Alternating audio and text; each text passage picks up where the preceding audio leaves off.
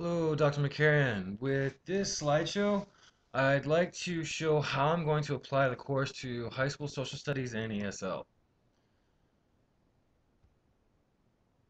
First of all, I'd like to point out that there are some differences and there's some continuity with teaching primary and secondary students. In both situations, students need nurturing and encouragement. In both situations, students' ability to retain information is based on the same cognitive processes. In both situations, students need to respond to student interest. But in elementary school, students usually respond to teacher input unquestionably. In high school, students are more independent and assume greater knowledge about the world around them. Thus, in high school, students are more selective about what they will consent to do. So these students seem a little bit more willing to do what these high school students are willing to do. And with different cultural backgrounds, there's also a difference. When it comes to different countries and their educational standards, we're talking about a big difference, especially since I'm considering working in Korea and the Middle East. Emergent beginning literary skills such as concepts of print, letter identification, phonological awareness, all of these are issues that I, as a teacher of a high school social studies class, will probably not deal with. So, but as an ESL teacher, I will need to explain the confusing nature of phonemes and graphemes. So here we've got International Phonetic Alphabet, and depending on how committed my ESL students are, I will use this. I've tried it before, sometimes it works, sometimes it doesn't. And what I've noticed is sadly, I've worked with many teachers who cannot understand IPA and thus never explain it to students. Vocabulary. This is extremely important for what I need to do if it's social studies or ESL. I've always planned my lessons with strong emphasis on words and phrases that I assume my students will have a problem with. Though it is time consuming for me, it makes the lesson go much more smoothly. Without an understanding of the words, reading in any language, even if it's one's native, is a waste of time. Some ESL teachers do not filter their language for understanding, and this is a huge problem for the students. Also, I've noticed that some high school teachers simply do not take the time to explain the words, even when the students explicitly ask for clarification. The importance of morphology. Down here, we've got the entrance of the university where I worked at in the Czech Republic. At the university I worked for, morphology was an important component. With other students who did not receive the same level of instruction, I dove deeper into this subject. In Korea, I did my best to make meaningful comparisons with the students' language, so I learned as much Korean as I possibly could. While teaching Saudi students, I did the very same. Morphology was something that helped me with language study, thus I see it as indispensable. Context clues and word relationships. My usual course of action when teaching vocabulary starts with giving examples, giving synonyms and antonyms, then the direct definition. Once this is established, I ask for nuances between related words. Then I give them common expressions, and if they exist, figures of speech, which are the hardest to grasp. Extending an interest in vocabulary. Real situations in social studies are hard to feign, but when it comes to role playing, ESL students enjoy role playing at times, but there's also the fear of being the center of attention. This goes more smoothly with more confident students. With videos, I've noticed it more trying than conducting normal class. It depends heavily on the intrinsic interest of the students themselves. Etymology, however, has always been something students have been interested in. Fluency. So here we've got choral reading. As much as round robin is considered less than helpful, when teaching high school students, choral reading and other forms seem just as useful. Many of the miscues are things that I would only observe if they were reading round robin. If students have vocalized, move their heads too much, or use their fingers, there seems to be little for me to do with the subject matter. Text comprehension.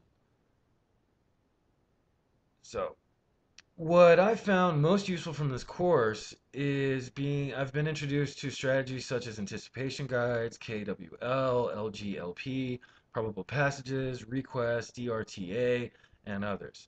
While teaching ESL to students hoping to enter U.S. universities, organizational structures of writing was heavily emphasized. This should definitely be the case for high school students as well. Study skills. In high school, I will not be working to increase or decrease the speed of my students' reading. But for life and standardized testing, students will need to be able to skim and scan. SQ3R and recall chant seem more geared for younger students. I will use outlining, text markups, think pair, write share, and mnemonics. If time allows, I will help students create personalized learning plans. After observing a public high school, I've changed my mind on using music in the classroom. Drawing the music, ad campaigns, book panels seem useful aesthetic listening exercises. Besides comparing, summarizing, and filling in listening guides, I will also use efferent listening strategies such as treasure hunt, bingo, and series repetition. Formative assessment. Formative assessment continues throughout the lesson. Unloading information without checking is a waste of time for all involved. I keep all of my students on their toes by asking in a way that keeps everyone engaged. So usually there's no, I don't go through the rows because then it allows students who aren't necessarily interested to kind of slack off, play with their phone, do whatever. All the while, I ensure that my students understand my threshold of tolerance. There's no way to predict reactions to formative assessment, so it's an ongoing the teacher does mental gymnastics. Students vary in ability and interest, yet all must be given educational instruction. Questioning must be convergent and divergent. Students must explain, predict, relate, distinguish, contrast, judge, and produce. Students need time to digest the information. Summative assessment. The Texas Assessment of Knowledge and Skills and the State of Texas Assessment of Academic Readiness determines what is to be tested. Every lesson, the teacher must post a demonstration of learning and an objective that corresponds to the above mentioned standards. There's also the student will be able to, that is always posted, and I've noticed this from the teachers I observed. The district also assigns the text students read instead of textbooks. Objectives need to be clearly stated, and assessment must match instruction.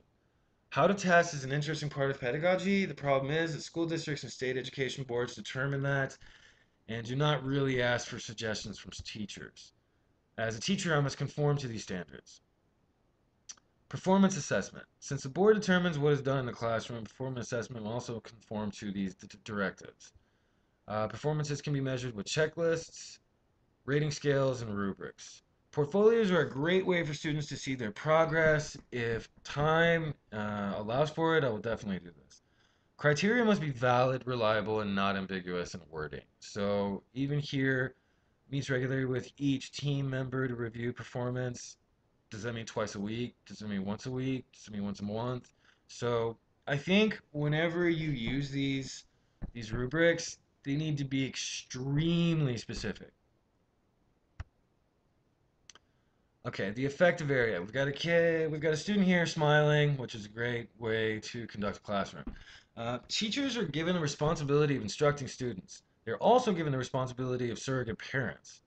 Students are heavily influenced by their personal lives, and teachers need to help build a strong sense of self-worth, which will enable them to learn more. Students need to be praised and given the chance to show their unique abilities. Teachers need to mix up instruction and make sure that students are dealing with material they have a genuine interest in. English language learners. The number of ELLs is increasing exponentially in the US and equally dramatically in Texas. Teachers need to address their basic interpersonal communication skills as well as their cognitive academic language proficiency skills. Teachers should learn as much as they can about the students' cultures and include them in class.